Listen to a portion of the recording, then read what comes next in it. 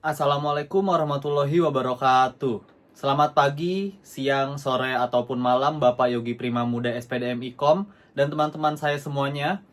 Perkenalkan, nama saya Mevan Zalbani dengan NIM 44222010155 dari Program Studi Ilmu Komunikasi Universitas Mercu Buana Jakarta. Dalam video reflektif kritis ini, saya akan membahas pertanyaan penting. Yang pertama itu, bagaimana prinsip etika komunikasi seharusnya diterapkan dalam budaya digital yang dipenuhi hoax, polarisasi opini, dan juga cyberbullying.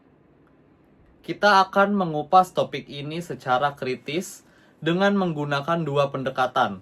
Yang pertama itu ada utilitarianisme, dan juga yang kedua itu ada etika komunikasi Habermas. Jadi yang pertama itu dari John Stuart Mill dan yang kedua itu dari Jürgen Habermas. Nah, kedua teori ini itu akan kita bandingkan, refleksikan, dan terapkan dalam konteks digital pada saat ini. Zaman sekarang, komunikasi itu tidak lagi dibatasi oleh ruang dan juga waktu.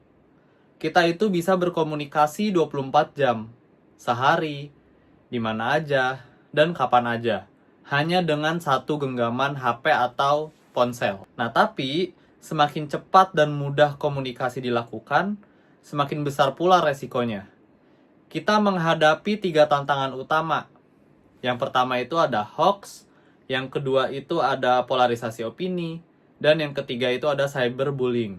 Yang pertama itu hoax. Hoax itu informasi palsu atau menyesatkan yang sering dipercaya karena cepat menyebar. Lalu yang kedua itu polarisasi opini, masyarakat itu terpecah, saling menyerang karena perbedaan pandangan politik, agama, ataupun budaya. Dan yang ketiga itu cyberbullying.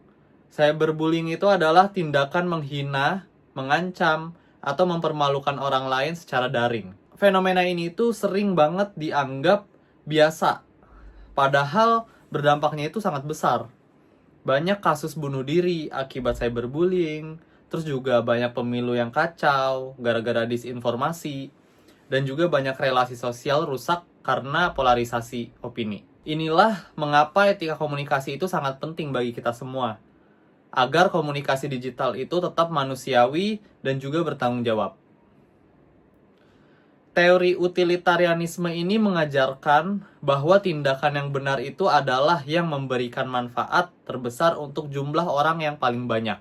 Teori ini itu dikembangkan oleh John Stuart Mill. Dalam komunikasi, teori ini itu berarti apakah yang kita sampaikan itu membawa manfaat umum atau justru merugikan banyak orang meskipun niat kita itu baik. Contoh nyatanya itu gini. Ketika seseorang menyebarkan hoax tentang vaksin karena pada takut, niatnya itu mungkin menjaga orang lain, kita itu menjaga orang-orang banyak. Tapi akibatnya itu banyak orang yang tidak jadi divaksin. Maka dari itu, tindakan tidak etis ini secara utilitarianisme karena kerugiannya itu lebih besar daripada manfaatnya.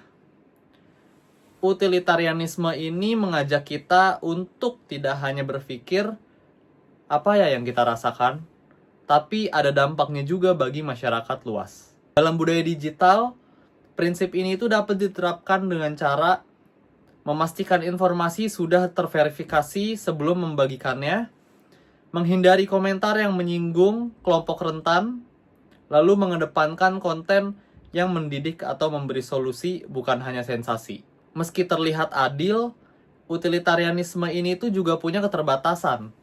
Misalnya, bagaimana jika sesuatu konten menghibur banyak orang tapi merusak mental satu orang? Contohnya itu video prank yang memalukan seseorang mungkin viral dan lucu bagi ribuan orang. Tapi bagaimana dengan perasaan korban? Mentalnya, terus privasinya juga kayak gimana? Dan disinilah muncul kita itu dilema. Apakah sesuatu dianggap etis hanya karena diskusi mayoritas? Dalam dunia digital itu, yang sering mengejar viralitas, kita itu bisa terjebak dalam logika ini. Contohnya itu, asal banyak yang senang, berarti baik. Kita kan suka berpikiran seperti itu. Padahal dalam konteks etika, nilai moral itu tidak sesuai atau tidak selalu berjalan dengan popularitas saja.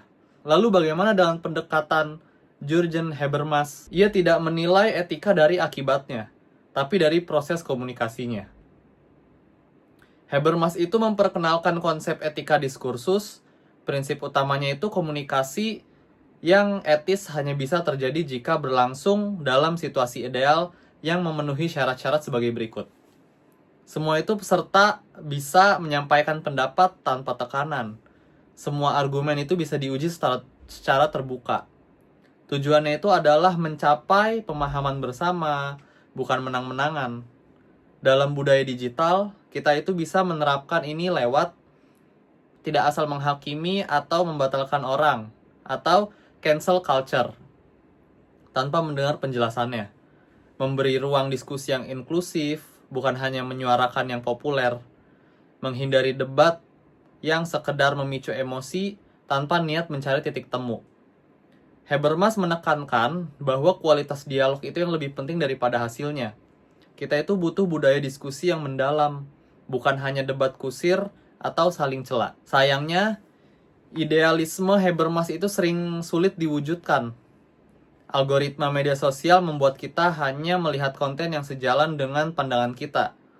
Ini menciptakan filter bubble, kita tidak lagi terbiasa berdialog dengan yang berbeda pendapat. Selain itu, platform digital bisa menghapus atau membatasi konten tertentu tanpa transparansi.